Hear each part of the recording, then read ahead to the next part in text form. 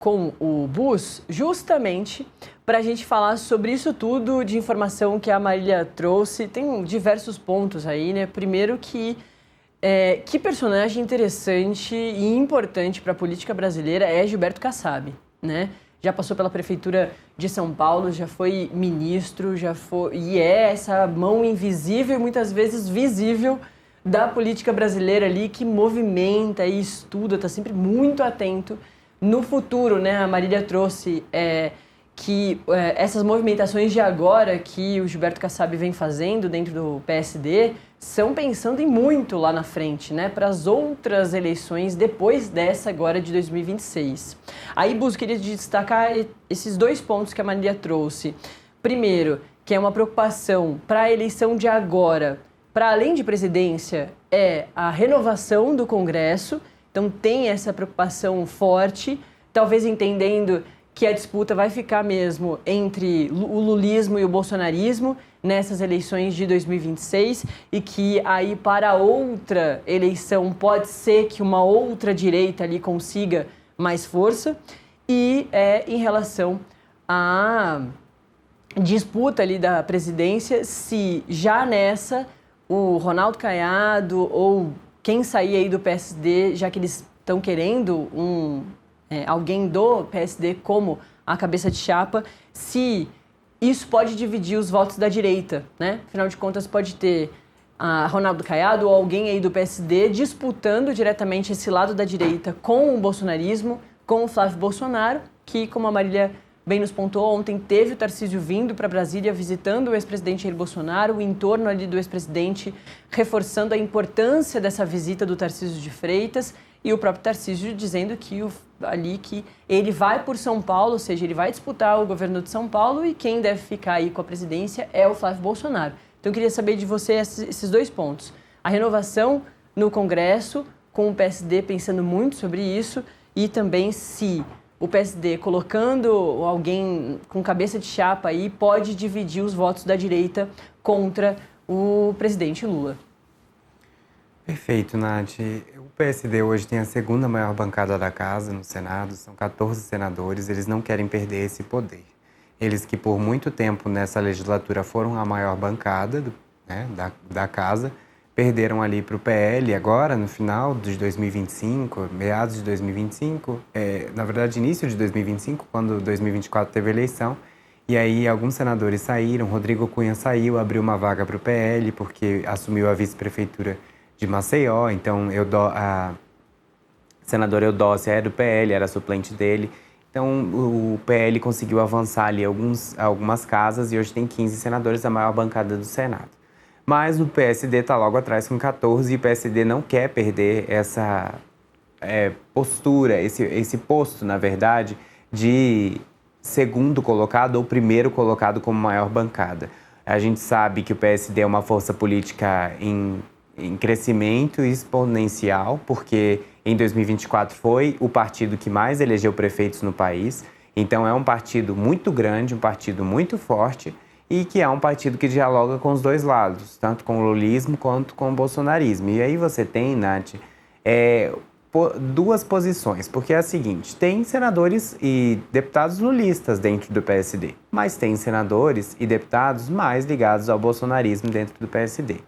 Lançar uma candidatura como terceira via, se a gente pode chamar assim, talvez a consolidação do que estão dizendo que é uma terceira via, pode sim dividir votos dentro da direita, porque a gente sabe que existe uma direita que ainda está muito perdida, a gente pode dizer assim, que não é uma direita bolsonarista. E essa direita não tem um candidato. Essa direita estava buscando alianças, tinha uma aliança em torno de Tarcísio de Freitas, uma vez que ele não vai ser candidato, pelo menos até o momento. O PSD, então, resolveu caminhar sozinho. É interessante, Nath, porque Kassab está seguindo exatamente o curso que ele disse que ia seguir. Disse, olha, meu candidato inicial é Tarcísio de Freitas. Se ele não for candidato, o PSD vai sim ter candidatura própria. Mas há quem diga também que quem tem 3 pré-candidatos não tem nenhum. Porque, obviamente, a gente sabe que existe uma briga de ego e essa briga pode ficar pública daqui para abril, que é quando, de fato, as coisas vão começar a ficar definitivas. Mas o que a gente pode dizer é o seguinte, Kassab tem um candidato, sim, e esse candidato se chama Ratinho Júnior, governador do Paraná. Ele nunca escondeu isso. Os outros dois, tanto Eduardo Leite, governador do Rio Grande do Sul, quanto o governador de Goiás, Ronaldo Caiado, entram no PSD. Se não sabendo disso, deveriam saber, porque isso está muito claro.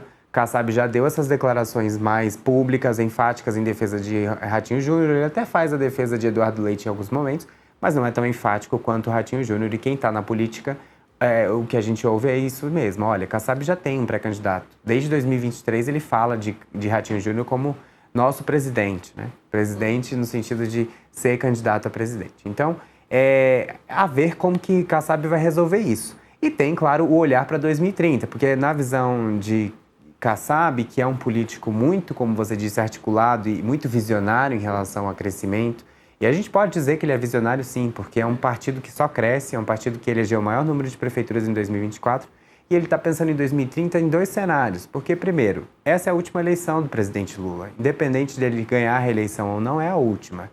E aí, uma vez reeleito, 2030 fica em aberto, porque o PT até hoje não conseguiu construir uma candidatura ou um nome de sucessão. E é muito difícil que em 4 anos consiga consolidar um nome tão forte, dado que o país está extremamente polarizado. Do outro lado, Flávio Bolsonaro, que é um herdeiro da família, né? Herdeiro da família.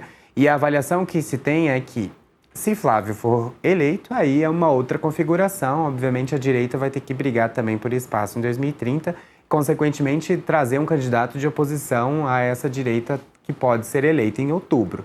Do contrário, a avaliação que se tem é que o bolsonarismo tende a enfraquecer ainda mais, mais 4 anos fora do poder. E aí sim abriria um caminho muito forte para uma direita mais moderada, que é o que Kassab tenta construir.